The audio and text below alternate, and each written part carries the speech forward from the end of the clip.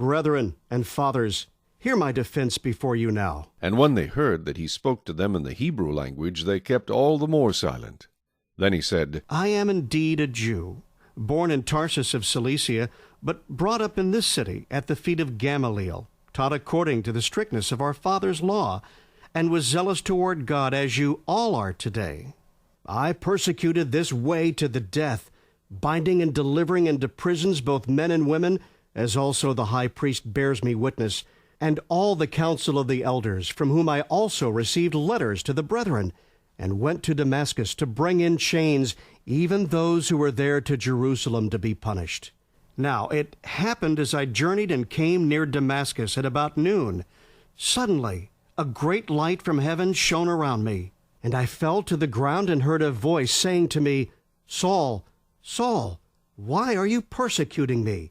So I answered, Who are you, Lord? And he said to me, I am Jesus of Nazareth, whom you are persecuting.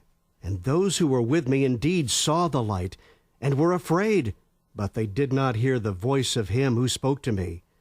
So I said, What shall I do, Lord? And the Lord said to me, Arise and go into Damascus, and there you will be told all things which are appointed for you to do. And since I could not see for the glory of that light, being led by the hand of those who were with me, I came into Damascus. And then a certain Ananias, a devout man according to the law, having a good testimony with all the Jews who dwelt there, came to me, and he stood and said to me, Brother Saul, receive your sight. And at that same hour I looked up at him. Then he said, The God of our fathers has chosen you, that you should know his will, and see the just one, and hear the voice of his mouth. For you will be his witness to all men of what you have seen and heard. And now, why are you waiting? Arise and be baptized, and wash away your sins, calling on the name of the Lord. Now it happened, when I returned to Jerusalem and was praying in the temple, that I was in a trance, and saw him saying to me, Make haste, and get out of Jerusalem quickly, for they will not receive your testimony concerning me. So I said, Lord, they know that in every synagogue I imprisoned and beat those who believe on you. And when the blood of your martyr Stephen was shed, I also was standing by, consenting to his death, and guarding the clothes of those who were killing him. Then he said to me, Depart, for I will send you far from here to the Gentiles. And they listened to him until this word, and then they raised their voices and said, Away with such a fellow from the earth, for he is not fit to live.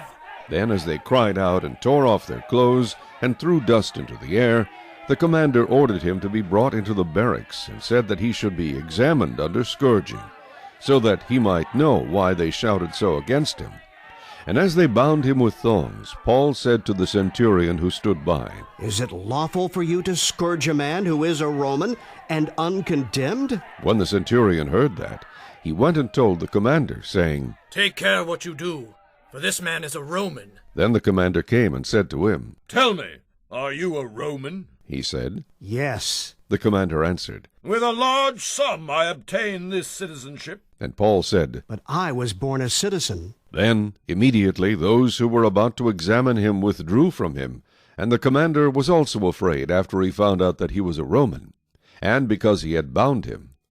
The next day, because he wanted to know for certain why he was accused by the Jews, he released him from his bonds, and commanded the chief priests and all their council to appear, and brought Paul down and set him before them. Chapter 23.